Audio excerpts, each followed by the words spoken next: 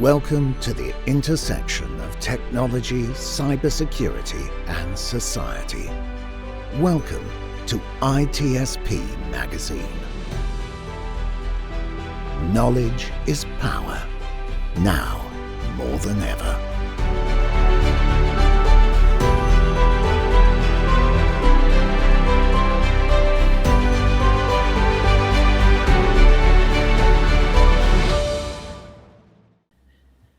Hello, everybody. I'm Sean Martin. You probably know that already, and I'm flying solo for this Chats on the Road. It feels weird being without Marco.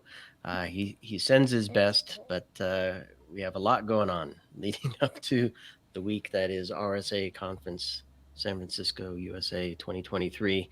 And one of the things we like to do is talk to keynote speakers and panelists about the sessions that they have going.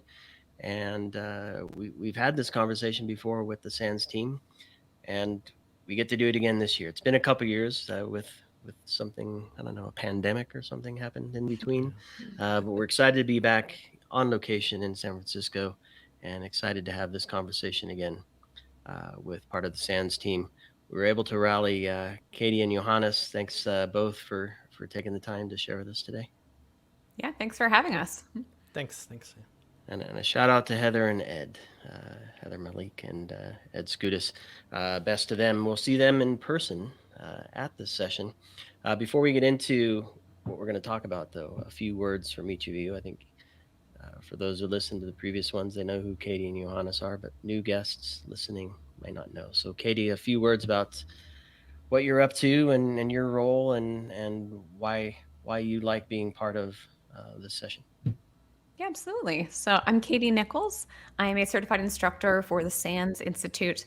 I teach the cyber threat intelligence course, and I dual hat. I'm also director of intelligence operations at Red Canary. So I get two organizations on my name tag at RSA this year, and it's really fun. This is my third year joining the panel with my SANS colleagues, talking about the most dangerous new attack techniques. I just enjoy it because I get to be on stage with a bunch of very smart colleagues talking about techniques that we think the community really needs to pay attention to. So excited to be here for my third year, and this time in person. I started out virtual, which wasn't as fun.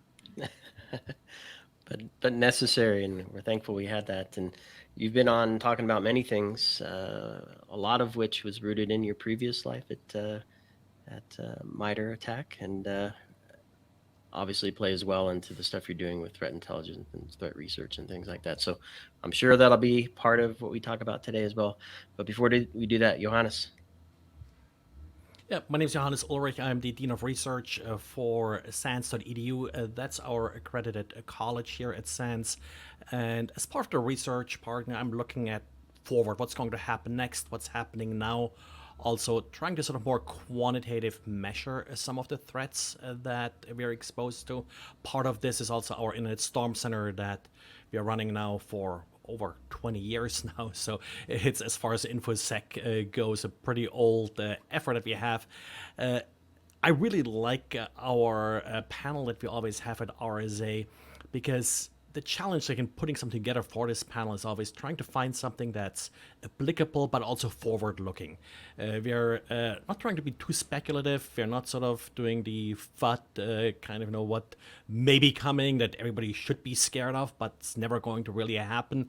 And if you actually look back sort of over the last 10 plus years that we have done this panel in one form or another, we were actually right pretty often kind of with things that then really took off a couple years sort of or a year after we had that particular panel.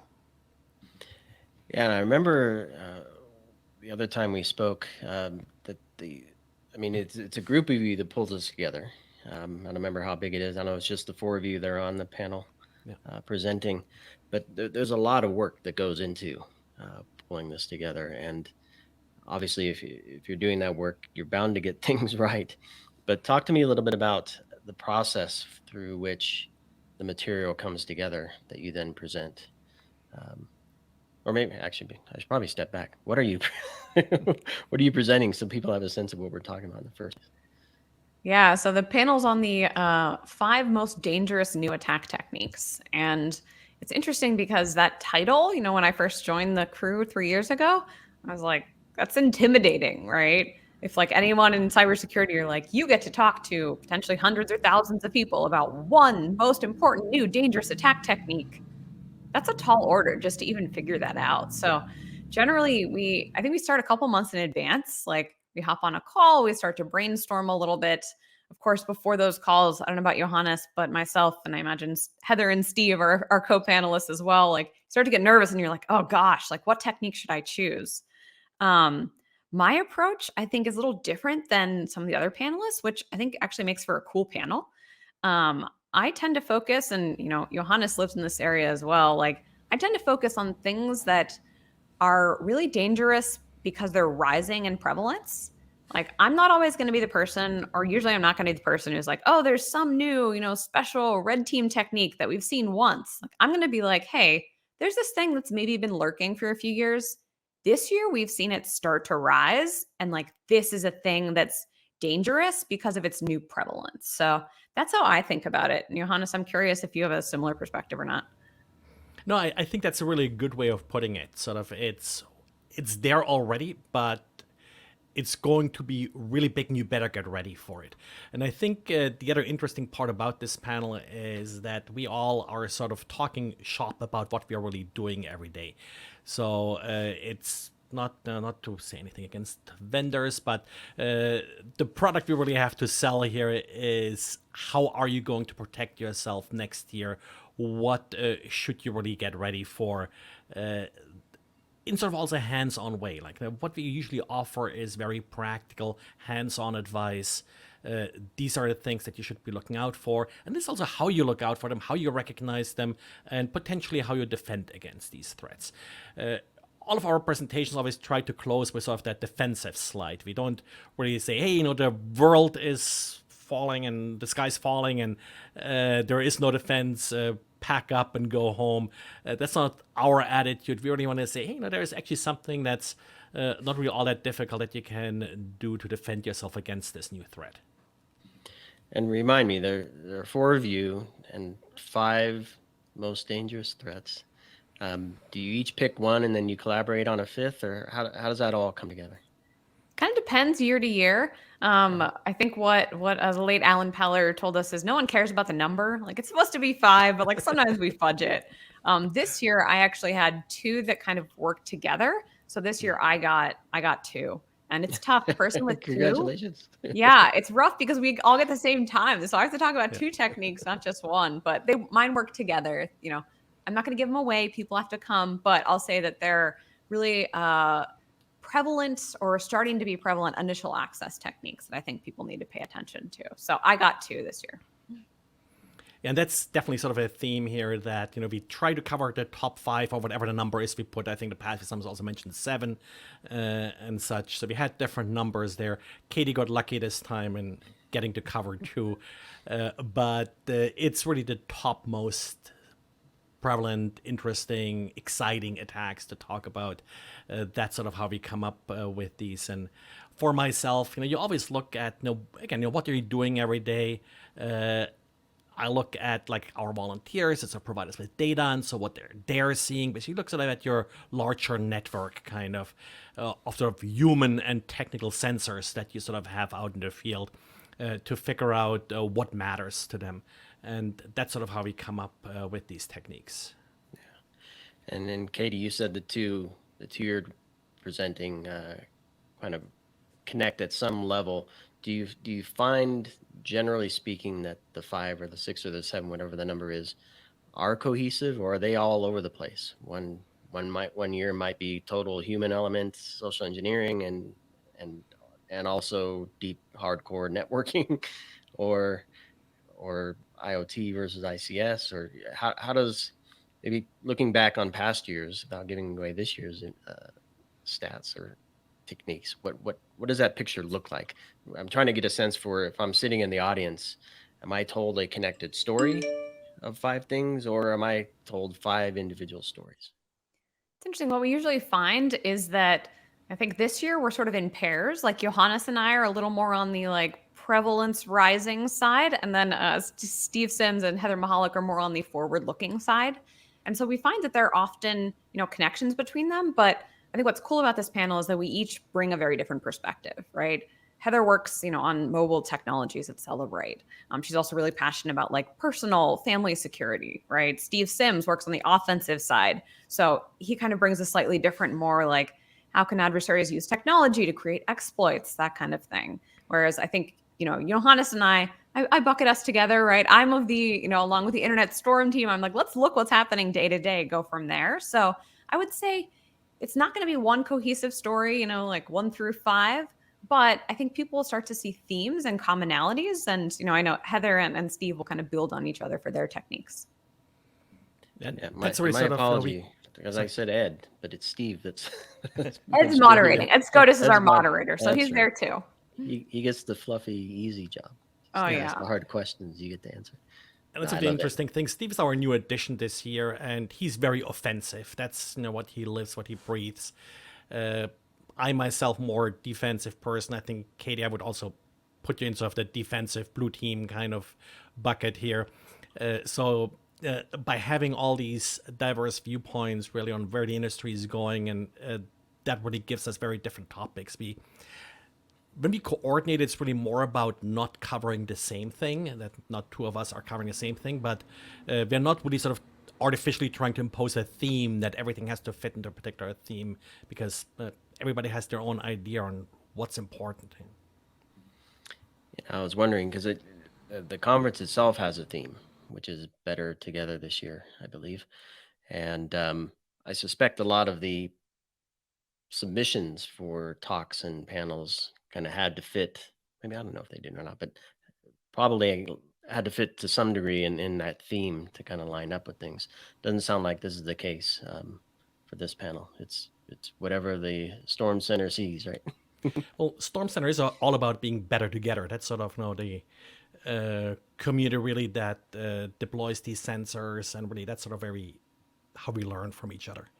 Can you describe the center for folks that may not be aware of it? Yeah, so the Internet Storm Center, it's really sort of 2 parts. One is what originally came sort of out of an effort that I started called D-Shield, which is basically volunteers that are running sensors for us that detect attacks. Honeypots now mostly. We also had some simpler sensors in the past. So it's a big database, going back 20 plus years of what those sensors saw and sort of how attacks evolved over the years. The second part to it is it's sort of that human part where we just have people write in and say, I saw this in my network. Is it good? Is it bad? Am I compromised? And then we have volunteer handlers that really look at the data, that write about it.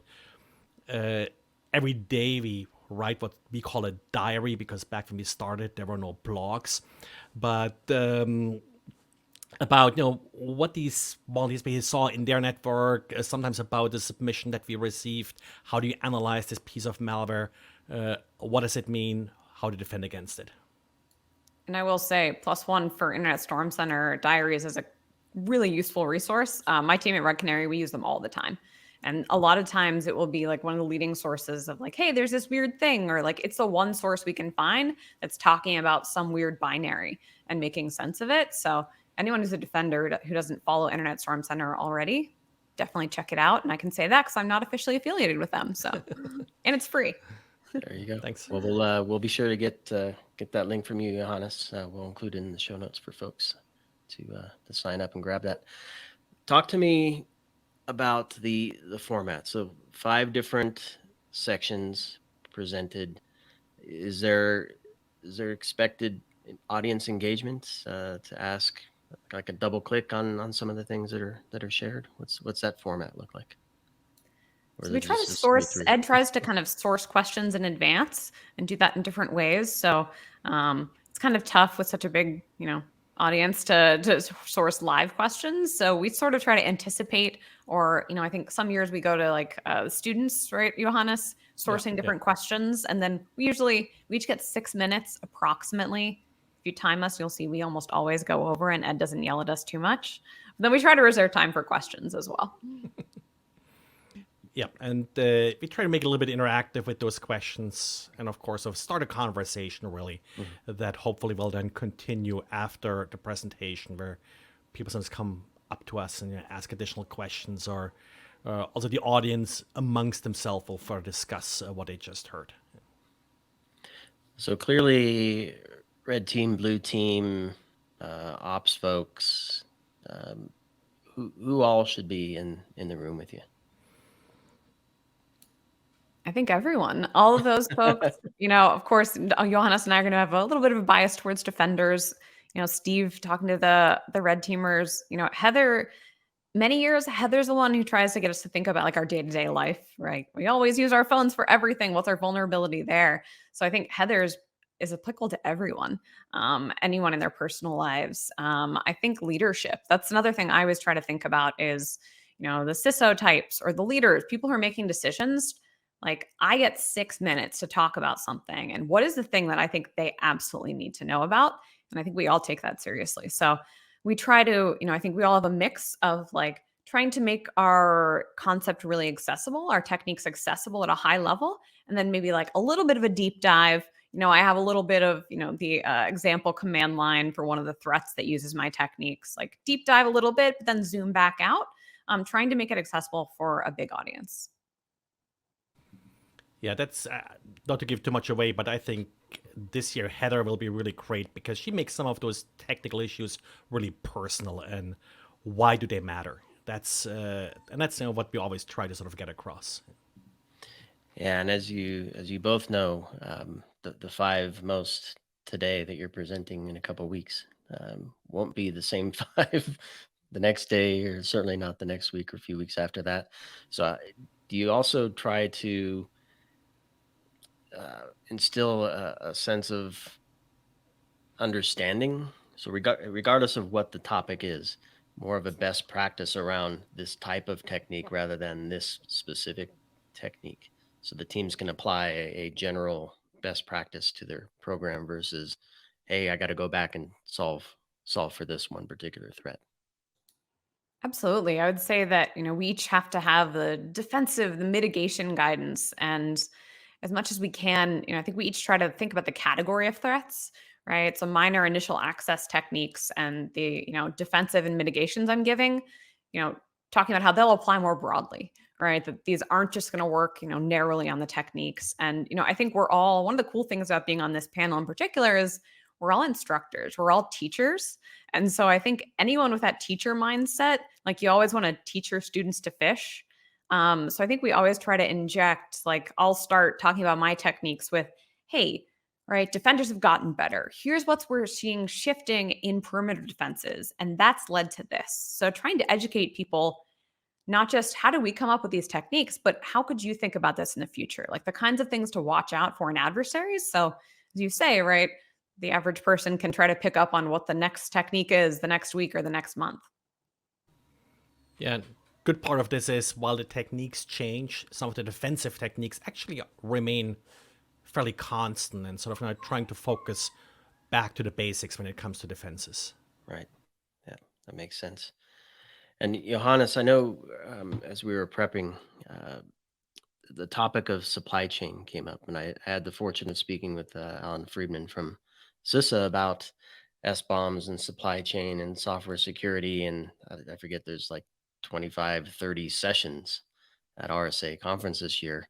And he said, I'm sad mine didn't get selected. my presentation didn't get selected, but I'm thrilled that the work that CISA and others in the industry have done to raise awareness for supply chain has done so well that there are that many people talking about it in a meaningful way. So your thoughts on supply chain? I don't think it's directly related to your session, but it's an important piece, right? Yeah, I think the complexity about supply chain it's often overlooked is it's not just about the components that make up software, but it's also about the processes that are being used to create that software. I think it was last year, 2 years ago, at this keynote panel, I described developing these days as taking a bunch of libraries and wrapping it with duct tape together. That's at least sort of how I develop a lot of my software these days. It's not just about the components, but also about how do you do the wrapping and who does the wrapping. How do you sort of control the entire process? That's really what a lot of this is about. And that's one of the hidden complexity here of the supply chain as well. Yeah. And Katie, I know you have not just double duty in the SANS panel, but double duty at RSA itself. You have a threat intelligence and response, I think, session as well. I don't remember what the official name Yeah. is, but tell us a little bit about that one. Yeah, both of them are on Wednesday. So I'm going to be very busy Wednesday, but it'll be fun. Yeah, I got together with a couple of colleagues that I admire so much, Wendy Whitmore from Palo Alto, Leslie Carhart from Dragos, and then Lily Hay Newman from Wired is going to be our moderator. So we're going to be talking about real world stories of incident response and threat intelligence. You know, all of those of us on the panel have been involved in incident response in lots of different ways.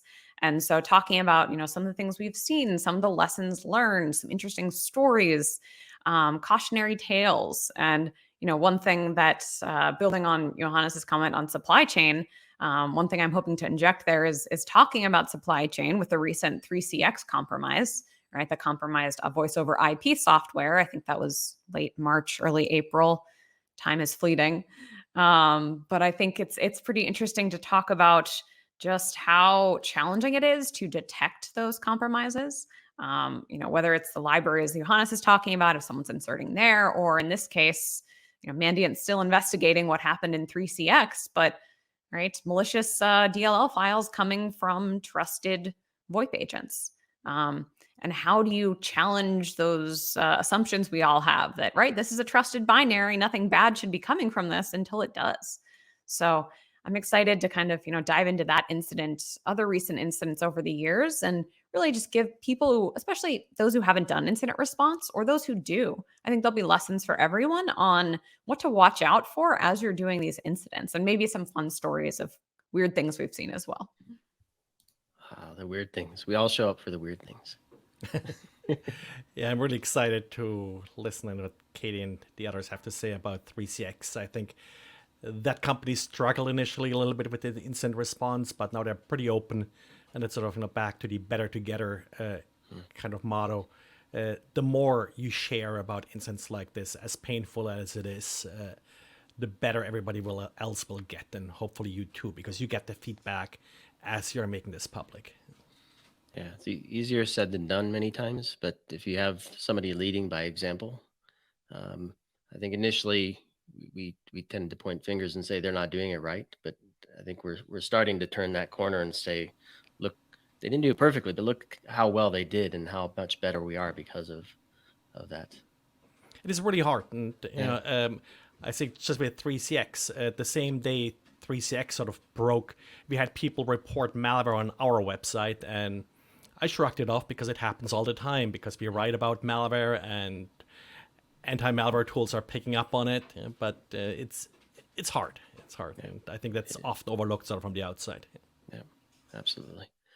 Well, what I appreciate about RSA Conference is they give people like you a platform and a space to share what you've done. A lot of this work you're doing a lot of times is not for any benefit of your own, right? You're not getting paid to do this necessarily.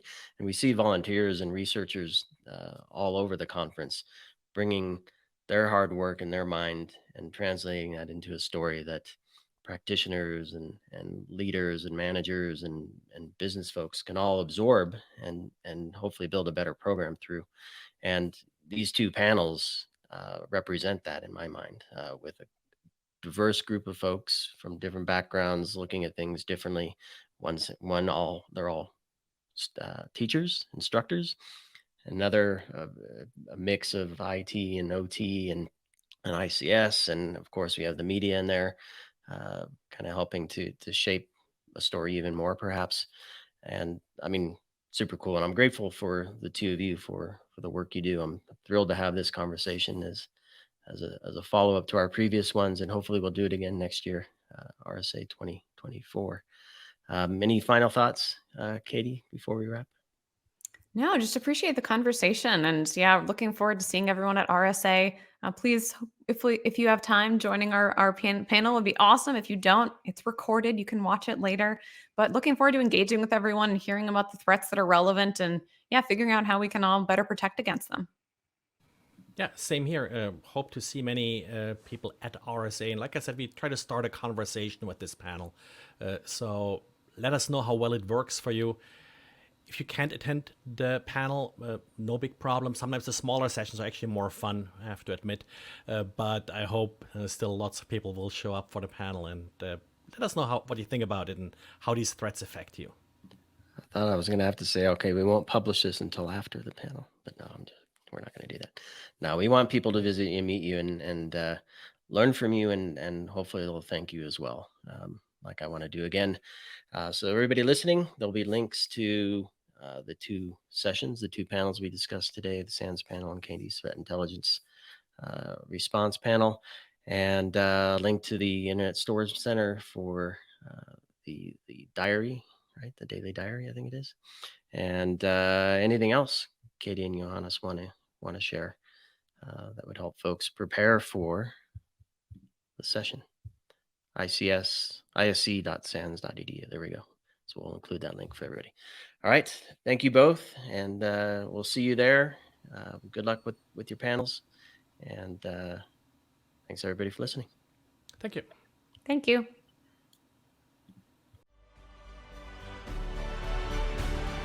We hope you enjoyed this conversation. If you learned something new and this story made you think, then share ITSPmagazine with your friends, family, and colleagues. If you represent a company and wish to associate your brand with our conversations, sponsor one or more of our columns. We hope you will come back for more stories and follow us on our journey. You can always find us at the intersection of technology, cybersecurity, and society.